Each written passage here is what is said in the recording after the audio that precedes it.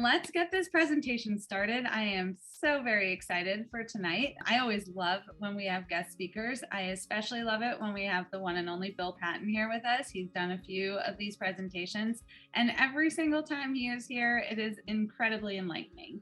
I can't even really preface what this is going to be about. I mean, he talks on another level sometimes with me, and I'm just like, you know what? This is just so good that I'm not even going to try and summarize it. You're going to want pen and paper, get your phone out and take notes on that, or do something where you can write things down, because he will flood your brain literally with information. Anything that you can flood your mind with to help you be a better athlete in the mental space, which is so important. I am Coach Heather. I'm the head men's and women's tennis recruiting coach here at NCSA. I'm very passionate about being an all-inclusive, like an athlete that takes everything into consideration, not just a physical sport. So it's important to me to provide you guys with as much, of course, recruiting help, but also the whole, how can you be a more recruitable athlete and be a stronger teammate and stronger athlete for a future college team and being ready for that roster. So things like this are a great step in the right direction for you guys. I'm glad you're here taking advantage of it. Our guest for tonight, Coach Bill, he has been doing coaching and in sports and all things. Just he's a student of sports. I don't know how else to describe it. He's always learning. He's always writing books. He's always interviewing people and digesting information and analyzing. And he's just thought-provoking. Everything that he does, it's really impressive. Okay, terrific. So there we are at the first slide right there. My name is Bill Patton, and I've been coaching for over 30 years. And I now call myself a sports neuroscientist. And somebody told me, you can't call yourself that, right? And because you don't have an advanced degree, you're not a college professor, blah, blah, blah.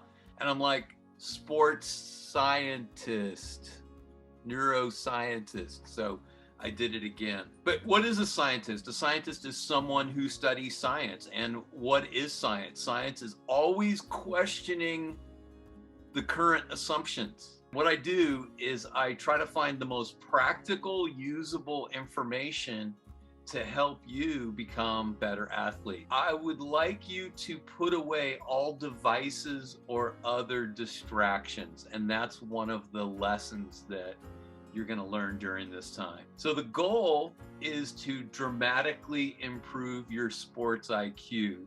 Perhaps, as a fan of your sport, you've seen a player who maybe they're not as tall as the other players, they're not as fast or strong, but what they say about them is, oh, they have a blank IQ, a hockey IQ, a football player. They call that person a player because they just do it. They know the sport inside and out.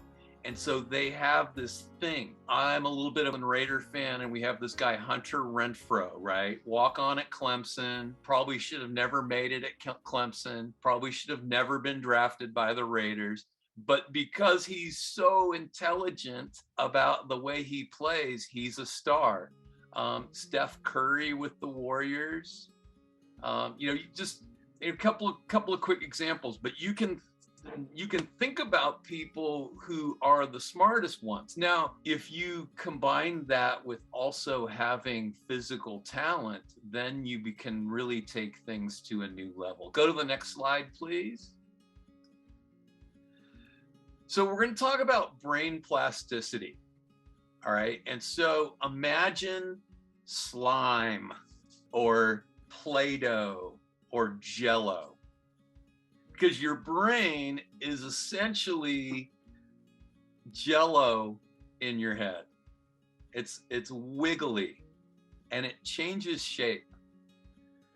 So when you learn something new, in fact, right now, your brain is starting to change shape because you're listening to someone with a new voice talking about things that maybe you haven't heard much about or hearing it in a different way. So then your brain has to go into its really good listening plate. It changes shape. I empathize with the mind-numbing experience of going to high school. You know, what that does to you as you sit and you listen to the droning teacher as they go blah, blah, blah, blah, blah, blah, blah. And then you take your notes and then at the end of the day, your brain is just, and you can't wait to get out of there. Anyway, maybe you're a more enthusiastic student than I was in high school, but your brain changes shape. And there's an interesting thing. They did a study of London taxi drivers and London is one of the most complicated cities in the world. And they found London taxi drivers have a very large hippocampus, which is the place where all the long-term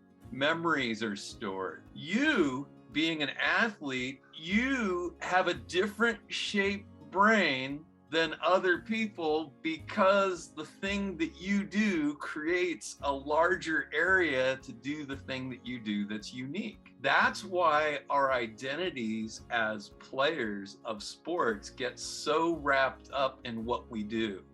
If you're really that into it, you can't imagine not playing your sport. There will come a time when you don't play your sport anymore.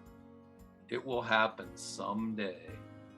And that's where this brain plasticity thing is really going to pay off if you pay close attention to it, because you're going to have the ability to transition well from one thing to the next.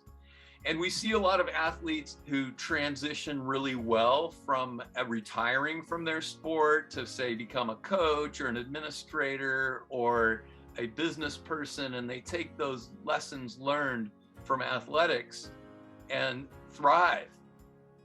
And then we also see people who they were so stuck on only being an athlete and only thinking of themselves that way and sort of addicted to it, that when it's gone, they don't know what to do and they get lost. They become broken people. This talk is also about branching out, doing other things so that you can become a complete person.